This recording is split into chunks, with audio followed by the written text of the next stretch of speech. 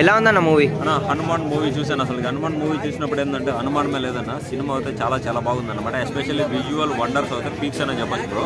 అసలుకి 50 కోట్ల బడ్జెట్తో ఇటువంటి విజువల్ వండర్స్ తీయొచ్చా అనిపించింది అనమాట. ఆ రేంజ్కి తీసుకెళ్ళిపోయాడు అనమాట. అసలుకి ప్రశాంత్ వర్మకి అయితే అసలుకి హ్యాట్సప్ అనే చెప్పొచ్చు బ్రో. అసలుకి హనుమాన్ని ఏ విధంగా చూపించాలో ఆ విధంగా చూపించాడు. అలాగే మనకి తేజ సజ్జా, నేను ఒకటే చెప్తున్నా, తేజ సజ్జా మీ నాన్నమ్మకి చెప్పు, నువ్వు స్టార్ హీరో అని మీ నాన్నమ్మకే చెప్పి. ఏంటంటే ప్రతి సినిమాలో డైలాగ్ ఉంటుంది, నానమ్మ నేను ఉన్నాననేది. నువ్వు నిజంగా నీ నిజ జీవితంలో చెప్పానమాట. సినిమా అయితే చాలా బాగుంది బ్రో. అలాగే మనకి వరలక్ష్మి శరత్ కుమార్ క్యారెక్టర్ కానీ అన్నీ కానీ, రాకేష్ మాస్టర్ పర్ఫార్మెన్స్ కానీ అన్నీ చాలా బాగున్నాయి అనమాట. ఖచ్చితంగా ఇది దేవుడి సినిమా కాబట్టి ఖచ్చితంగా ఇది కనెక్ట్ అవుతుంది. ఇంకోటి ఏంటంటే హనుమాన్ ఉన్నాడు కాబట్టి ఈ సినిమాలో ఆయన ముందుకు నడిపించి సినిమాని తీసుకెళ్తాడు బ్రో. ఆ విధంగా ఉంది. ఖచ్చితంగా ఫ్యామిలీతో కలిసి సాంగ్స్ ఎలా ఏమైనా ఉన్నాయా? సాంగ్స్ ఉన్నాయి బ్రో. సాంగ్స్ ఉన్నాయి. ఒకటి దేవుడి సాంగ్ ఉంది, మిగతాది నార్మల్ సాంగ్స్ ఉన్నాయి. అవి అయితే పీక్స్ అనే చెప్పొచ్చు బ్రో.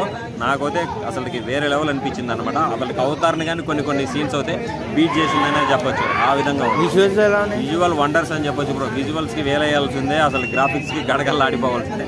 ఆ విధంగా ఉంది. అసలుకి హనుమాన్ని దగ్గర చూసినట్టే ఫీల్డ్లోకి తీసుకొని వెళ్ళిపోయాడు బ్రో. ఆ విధంగా రేటింగ్ ఎంత? రేటింగ్ నేను 5 4.2 ఇస్తాను హనుమాన్.